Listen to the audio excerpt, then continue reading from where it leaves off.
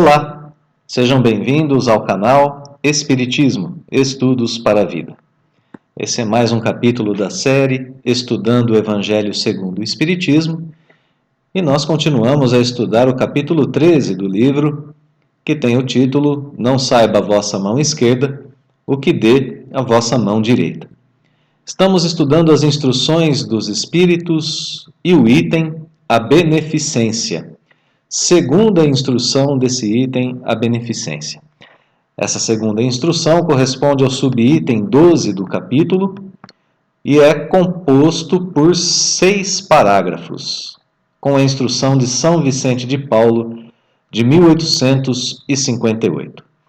Em resumo, nós vamos dizer que esse item nos ensina a desenvolver a caridade ou a beneficência, né? Dois conceitos que se aproximam bastante, nos campos do sentimento e do intelecto. Ou seja, é um item que nos leva a olhar para o nosso interior um pouquinho mais especificamente, né? Então, item que ensina a desenvolver a caridade nos campos do sentimento e do intelecto, para os quais a vontade, o estudo e a meditação principalmente são indispensáveis. Portanto, esse item instrui os caminhos da prática da caridade e da beneficência, tanto para personalidades fortes quanto para personalidades fracas, como a gente verá, como nós veremos aqui, né, nesse item do capítulo. Situa a importância da caridade diante das demais virtudes, ensina que ela é virtude divina e, portanto, vai tratando assim das principais características dessa tarefa divina. Por quê? Porque, em resumo, ele se faz para nós como um manual sobre a prática da caridade ou da beneficência, né? Essas duas palavras que têm se aproximado bastante aqui no capítulo 13 do Evangelho. Bem, ideia de continuidade, né, do texto. Anteriormente a gente estudou a caridade em seu aspecto material, no seu aspecto espiritual, analisamos as benesses da prática da caridade ou da beneficência, né, começando a serem sentidas já aqui na Terra, ainda na vida atual, com vislumbre para o futuro, né? Tudo isso a gente foi vendo no decorrer do capítulo. Agora nós veremos que a caridade nos liga a Deus, que ela é uma virtude divina e que causa o nosso progresso espiritual. E essa é uma ideia que já aparecia no item anterior, quando nós estudávamos a primeira, né, instrução da beneficência, e víamos que ali o texto nos dizia que as felicidades, nos falava, né, melhor dizendo, sobre as felicidades futuras e nos colocava como representantes de Deus na Terra quando nós praticávamos a beneficência. Então essa é a ideia de continuidade, né? A ideia agora é de que quando nós trabalhamos na caridade, na beneficência, nós nos ligamos a Deus. Então, se havia essa ideia anteriormente aqui no Evangelho, né, de estudo das características da caridade, da beneficência, levando ao nosso progresso, sentindo as benesses, agora é um outro efeito da beneficência, o efeito de que nós nos aproximamos, nós nos ligamos a Deus através dessa prática. Então, vamos ao primeiro parágrafo dessa instrução. Então ele já começa com uma orientação direta, né? Sede bons e caridosos, essa a chave dos céus, chave que tendes em vossas mãos. Toda a eterna felicidade se contém neste preceito, amai-vos uns aos outros. Não pode a alma elevar-se às altas regiões espirituais, senão pelo devotamento ao próximo. Somente nos arroubos da caridade encontra ela ventura, felicidade, né, e consolação. Sede bons, amparai os vossos irmãos, deixai de lado a horrenda chaga do egoísmo. Cumprido este dever, abrir-se-vos-á o caminho da felicidade eterna. Vamos dar uma paradinha aqui no texto, né, para a gente poder falar um pouco sobre essas primeiras palavras de abertura. A caridade e a bondade são colocadas aqui como sendo a chave dos céus E essa chave está em nossas mãos, né? Bondade e caridade. Ele nos apresenta aqui a chave dos céus, como alcançarmos o reino de Deus. E diz que essa chave já está em nossas mãos. Na sequência ele fala de eterna felicidade. É isso que é o reino dos céus, né? Essa eterna felicidade a gente alcança quando a gente cumpre esse preceito: amarmos uns aos outros. Então, tudo isso está aqui reduzido em uma pequena frase, né? E ele completa dizendo que a alma não consegue se elevar, não consegue progredir, senão pelo devotamento ao próximo, senão pelo amor que devota ao seu próximo, né? Continua dizendo que só nos arroubos da caridade, né, só nos impulsos da caridade, esses impulsos que levam às práticas caridosas, a alma encontra felicidade e consolo e nos orienta a deixar para trás a chaga do egoísmo, a ferida do egoísmo. Ela que nos impede de praticar a caridade, né? Então, felicidade, consolação, progresso, tudo isso está aqui nessas primeiras passagens, né? E depois vai aparecer aqui a bondade e a caridade como sendo um dever. É o dever que todos nós temos enquanto cristãos. Bom, vamos seguir ao texto então. Vamos seguir o texto, né?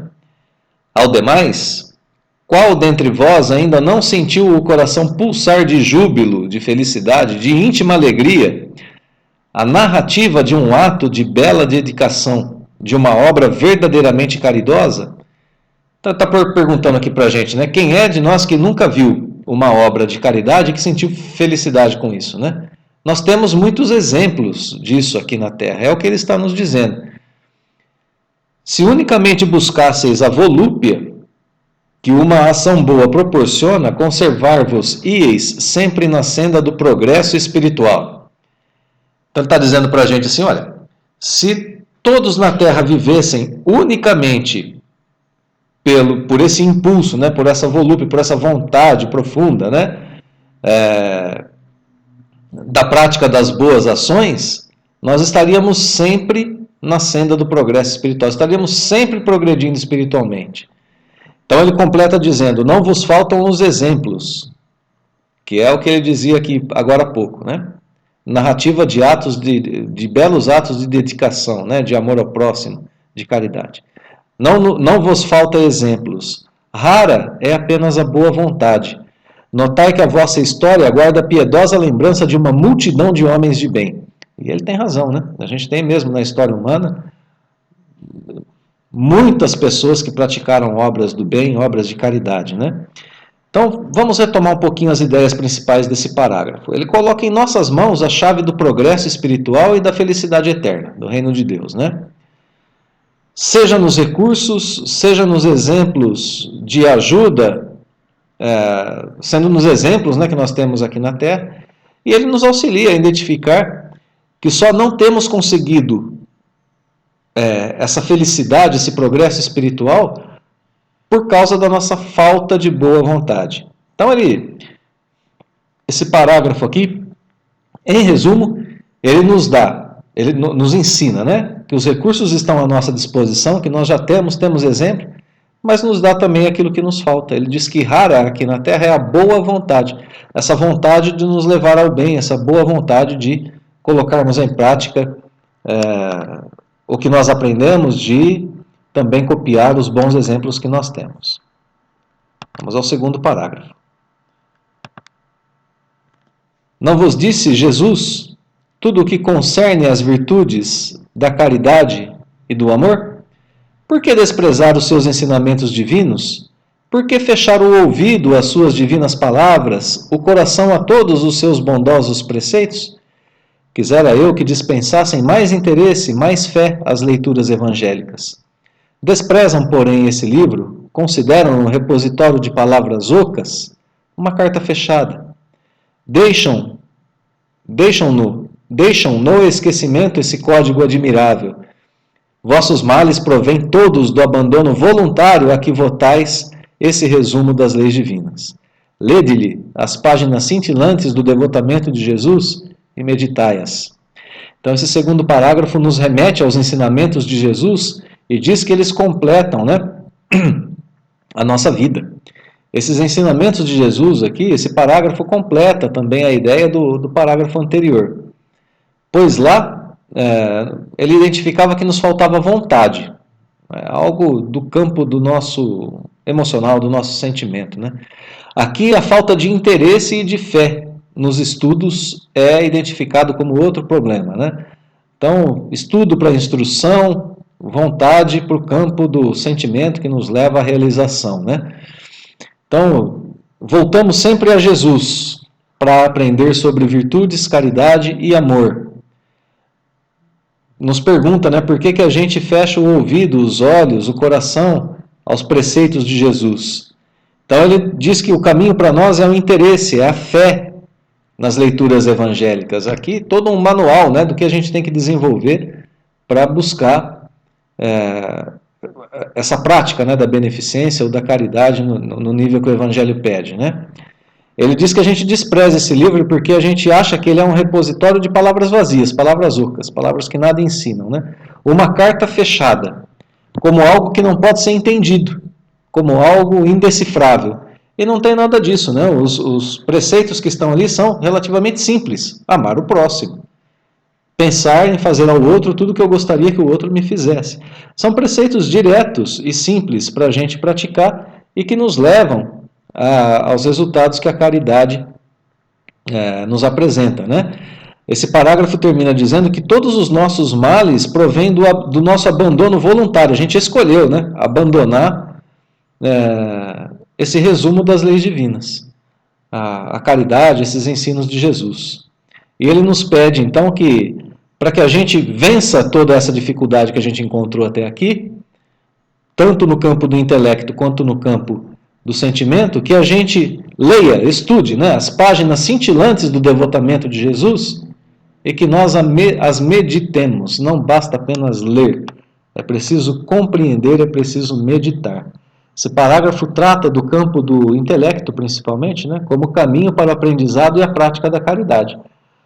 E mostra onde nos instruímos, né? Jesus e o Evangelho. O parágrafo anterior falava do campo, do que nos falta no campo moral, né? A vontade. Parágrafo seguinte, né? Terceiro parágrafo. Homens fortes, amai-vos. Homens fracos, fazei da vossa brandura, da vossa fé, as vossas armas. Sede mais persuasivos, mais constantes na na propagação da vossa nova doutrina. Apenas encorajamento é o que vos vimos dar. Apenas para vos estimularmos o zelo e as virtudes é que Deus permite nos manifestemos a vós outros. Mas se cada um o quisesse, bastaria a sua própria vontade e a ajuda de Deus. As manifestações espíritas unicamente se produzem para os de olhos fechados e corações indóceis. Esse parágrafo é muito importante, muito sério, né? Talvez até um pouco duro para nós espíritas, falando sobre a condição do ensinamento que ele traz, né? Ele fala aqui na questão força física, talvez, mas certamente personalidade, né? Homens fortes, amai-vos. Orientação direta, né, para as personalidades, para a força física, enfim. Homens fracos, usa a brandura e a fé. É isso que vai ser ferramenta para o enfrentamento da vida, né? Aos homens fortes, o amor que equilibra. O amor aos fortes, esse é o sentimento que contrapõe e controla a força. A força não é ruim, ela só tem que ser controlada, bem colocada, bem utilizada. O amor é o que faz isso, né? Aos fracos, a força moral da brandura e da fé. Então aqui o que falta a cada um de nós para ser colocado em prática, né, para a gente viver bem. Essa instrução, segundo São Vicente de Paulo, né, é apenas de encorajamento. É isso que ele veio nos dar. Mas ele veio nos orientar ao que fazer em relação, né, aos diversos campos da nossa vida. Ao campo do intelecto, ao campo moral e como utilizarmos essas ferramentas. Instrução de encorajamento. O que ele nos estimula? Zelo por tudo que temos que fazer e virtudes. E esse finalzinho é o que diz respeito mais diretamente ao âmbito espírita, né? O âmbito da nossa vida enquanto espíritas. Ele nos diz aqui que praticamente a gente pode concluir que não há necessidade de manifestações espirituais. Deus permite, né? Apenas para estimular o zelo e as virtudes é que Deus permite a manifestação espiritual. De espíritos desencarnados para nos levar a isso. Porque se cada um quisesse, bastaria para nós a vontade e a ajuda de Deus. E então ele diz, né, que nós já temos em nós o que é necessário, vontade, e que Deus nos ajuda quando a gente coloca essa vontade em prática. E diz também que as manifestações espíritas unicamente se produzem para olhos fechados e corações indóceis. Ora, que ensinamento é esse, né? A gente precisou que os amigos do plano espiritual se manifestassem para tentar fazer com que nossos corações se tornassem um pouco mais brandos e para nos abrir os olhos em relação à profundidade do contexto de vida que nós temos aqui na Terra, né? Quando nossa vontade e a ajuda de Deus andam juntas, a gente consegue praticar a obra de Deus. A gente não precisa das manifestações dos amigos espirituais. Não há necessidade de manifestação do plano espiritual para quem já vislumbra a vida espiritual e para quem é dócil aos ensinamentos e práticas do Evangelho. Então esse parágrafo terminou explicando o modo de progresso para as personalidades fortes e fracas. Portanto, é um parágrafo de educação no progresso, né? E a missão de cada uma delas diante da doutrina, né? De como usar a sua força, de como usar, talvez até da sua fraqueza. Esse parágrafo também nos falou das causas das manifestações espíritas, né? Elas vêm nos abrir os olhos, os corações, os ouvidos para a vida espiritual, para abrandar o nosso coração. Portanto, fala do âmbito interno, eu comigo mesmo, na questão da prática da beneficência e da caridade. Como eu pratico caridade para comigo mesmo, né?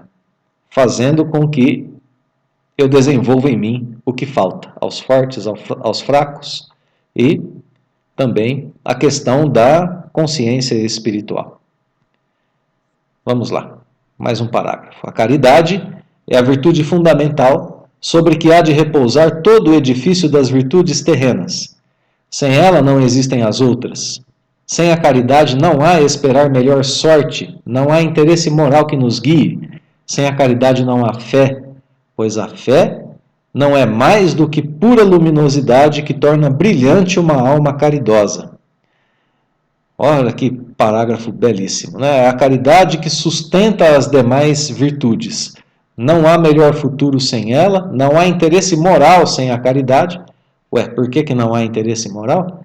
Porque a caridade é a base do bem-estar alheio, né? Não há interesse moral se eu não levo em consideração o outro. Se eu levo em consideração só a mim mesmo, eu não preciso da moralidade para reger as minhas condutas, né? Não há fé, pois a fé é definida como algo que surge da própria caridade e ilumina. Então, se não há o que causa a fé, que é a caridade, não há fé. Então, esse parágrafo explica o papel da caridade diante das virtudes. Qual é o seu papel? Ela é a virtude fundamental. É ela que serve de alicerce a todo o edifício. É ela fundamental, né? É ela que está na base de tudo. Ela é seu aspecto prático, em outras palavras, né? Por isso que sem caridade não há virtude, porque se eu tenho a virtude em mim, se eu sou bom, mas não uso dessa minha virtude para ser bondoso, então não há a virtude da bondade, ela está latente, ela está dentro de mim, inerte. Não há movimento de virtuoso, só há a virtude. Então, é como se ela não existisse, né? É algo que está guardado. Então, agora o âmbito, se no parágrafo anterior o âmbito interno, nesse parágrafo o âmbito externo, o âmbito de convivência da caridade, né? Caridade para comigo mesmo, caridade agora no âmbito externo. Ela tem que se fazer, ela tem que estar ativa. Mais um passo aí do nosso manual, né, manual de prática da caridade. Mais um parágrafo. A caridade é em todos os mundos a eterna âncora de salvação. É a mais pura emanação do próprio Criador. É a sua própria virtude, dada por ele à criatura. Como desprezar essa bondade suprema? Qual o coração disso ciente, bastante perverso para recalcar em si e expulsar esse sentimento todo divino? Qual o filho bastante mau para se rebelar contra essa doce carícia, a caridade? Mais um parágrafo belíssimo, e aqui aparece aquela ideia que nós citávamos no início do nosso estudo, né? Primeiro ele diz que em todos os mundos a caridade é salvação. E nós temos uma bandeira muito forte no Espiritismo que diz que fora da caridade não há salvação. Mas além disso, é salvação para nós. Mas além disso, ela é uma emanação pura de Deus. É algo que Deus emana e que nós sentimos, que nós recebemos. Algo que Deus nos envia e que chega até nós. É algo de Deus em nós. É um carinho divino. Né? Doce carícia, a caridade. É um carinho que Deus nos dá. Carinho divino por nós. Portanto, algo que nos liga ao Criador quando sentido e praticado. Assim sentimos Deus em nós quando praticamos a caridade.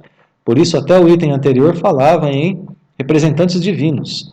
Quando nós somos caridosos para o outro, nós estamos levando uma virtude divina, um carinho divino ao sofredor. Então, esse parágrafo coloca a caridade como algo divino que é compartilhado entre Deus e seus filhos. Último parágrafo da instrução de São Vicente de Paulo. Então, não ouso falar do que fiz, porque também os espíritos têm o pudor de suas obras. Considero, porém, a que iniciei como uma das que mais hão de contribuir para o alívio dos vossos semelhantes. Vejo com frequência os espíritos a pedirem, lhe seja dado por missão continuar a minha tarefa. Vejo-os, minhas bondosas e queridas irmãs, no piedoso e divino ministério. Vejo-os praticando a virtude que vos recomendo, com todo o júbilo que deriva de uma existência de dedicação e sacrifícios. Imensa dita é a minha, por ver quanto lhes honra o caráter, quão estimada e protegida é a missão que desempenham. Homens de bem, de boa e firme vontade, uni-vos para continuar amplamente a obra de propagação da caridade. No exercício mesmo dessa virtude, encontrareis a vossa recompensa. Não há alegria espiritual que ela não proporcione já na vida presente. Sede unidos, amai-vos uns aos outros, segundo os preceitos do Cristo. Assim seja. Então, São Vicente termina aqui a sua instrução de um modo pessoal, né? Falando um pouco mais sobre a caridade e cumprindo aqui aquilo que ele dizia, né? Eu vim para incentivar, né? E aqui ele está nos incentivando. Começa dizendo, não ouso falar do que fiz. São Vicente de Paulo, quando encarnado, dirigiu uma belíssima obra de apoio aos pobres, né? Quem quiser pode procurar as biografias de São Vicente de Paulo, que são belíssimas, né? Mas ele diz, eu não vou falar das minhas obras porque existe um pudor, né? Ele não quer cair no orgulho, né, de falar das suas obras, na questão do orgulho, né? Mas ele fala, olha, muita gente quer continuar quando essa mesma minha tarefa quando volta à Terra, pede isso, né? Pede por essa tarefa. Então ele não quer falar da sua obra, mas fala da caridade enquanto obra que pode ser compartilhada e continuada. É isso que é o importante aqui, né? Diz que é necessário dedicação e sacrifício para isso, sacrifício das coisas terrenas, né, do orgulho, do egoísmo, tudo aquilo que a gente já viu no Evangelho segundo o Espiritismo.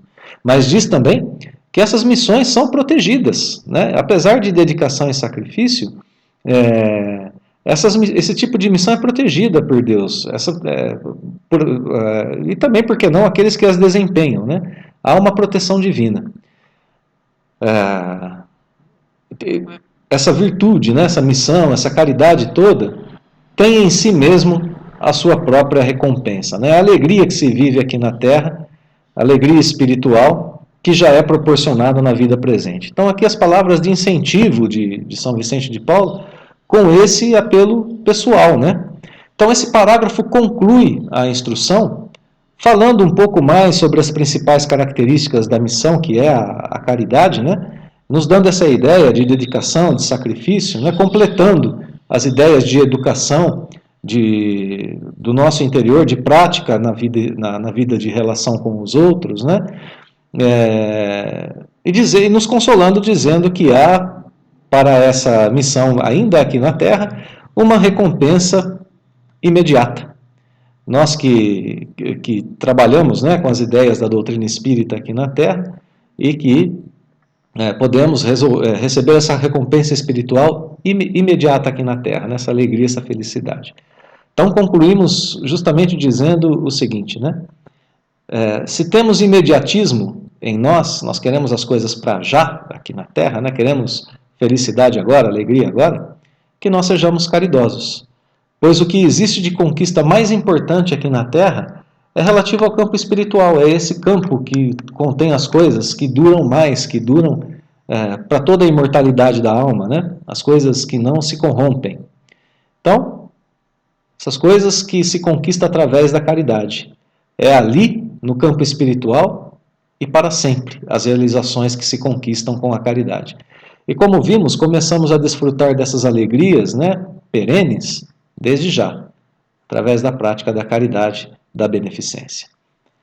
Então, queridos irmãos e irmãs, mais uma vez, muito obrigado pela companhia nos nossos estudos, pela presença aqui no nosso canal.